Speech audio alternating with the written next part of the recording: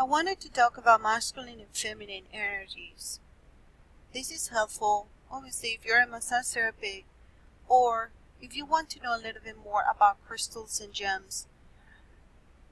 I thought it was important to know because there is confusion or misunderstanding in the West about what the masculine and feminine energies really means. And I think most people have been or know the information because they have seen it somewhere, that you talk with somebody. As you can see on the right hand side, we have what is normally known as the yin and yang symbol. And I think from teachings and, like I said, from other generations, other cultures in religions in the West, of faiths that do not really understand the meaning of the masculine and feminine energies, and it have always been seen as the feminine was the bad or lesser versus the masculine, in which we right now we consider a patriarchal, paramilitary patriarchal religions and culture versus what it actually means. So the meaning is confused here. So to avoid any confusion on the topic of masculinity and femininity energies, we first need to understand the different usages of these two terms. So yogis consider pure consciousness to be masculine, and we'll call it Shiva. And conversely, they consider the embodiment of Shiva, consciousness, and everything in the non-physical world to be feminine. And we call this Shakti. So Shiva and Shakti are an indivisible pair representing universal energy and everything that manifests out of that energy. In the highest meaning of the terms masculine and feminine, Shiva is a masculine, all-knowing God energy that has no form, and Shakti is the feminine embodied form of Shiva. This means everything manifests, including our beautiful Mother Earth, is feminine in a general Shakti sense. And still within this physical world, it's very helpful to break everything down further into feminine and masculine polarities. And like we said, please don't confuse masculine and feminine with a sex or gender per se, but more of a polarity. This is particularly true when working with the chakras because they alternate between the yin and yang. As we were talking of every chakra, remember that we were saying overactive or underactive. And so it doesn't mean that masculine or feminine were either good or bad. It's just a polarity to create balance, of course. So because they alternate between yin and yang energy as they move up the spine. Yang simply refers to masculine energy, which is contractive, strong, and self-contained.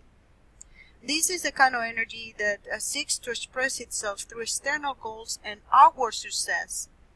Yin, on the contrary, is feminine energy and is expansive, soft, and order-oriented.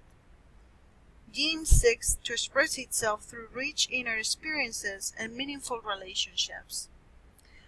You might have heard, about a book called Differences Between Venus and Mars. It was a dating book from a long time ago. Basically, that's the Western kind of approach when they're talking about dating or relationships, for example. But in here, we're talking more about energy. So yin is feminine energy, is expansive, soft, and over-oriented.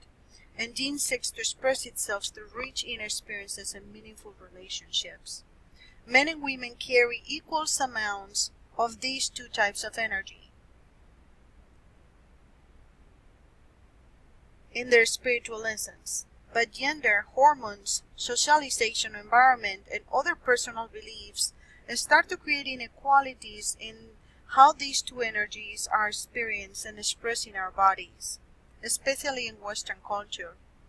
For this reason, masculine qualities seem to fit men more readily, whether feminine qualities seem to be more easily found in women. The distinction between masculine and feminine energies may seem complicated, but it's actually quite simple. Most of us have a really good innate sense of which qualities are yin and which ones are yang. So, for example, if I was to test your intuitive sense of masculine and feminine energies, and if you want, you can do this with a piece of paper, for example. So make sure you get a piece of paper and a pen, and I'm going to tell you some words, and then you're going to write in a column either masculine or feminine. And you will see if you do this with somebody else that especially if you have people from different cultures, that they might put the words in different columns. And it's very interesting to do this exercise to see how we identify words that really we gave them the meaning, right? Words per se have no meaning until we give it to them. So, but for example, if I say strong, there might be more people that put it on the male category or masculine category versus the feminine, but it all depends on the culture. Sensitive, focus, caring, purposeful, intuitive, motivated, easygoing, stable, emotional, powerful, and generous. If you put an M next to all the all the odd number qualities that we mentioned, for example, strong, focused, purposeful, motivated, stable, powerful, then an F to all the other ones, your understanding of masculine and feminine energies is very good. Now, the yin and yang is also called the Feng Shui Bagua symbol, and it represents the perfect masculine and feminine balance.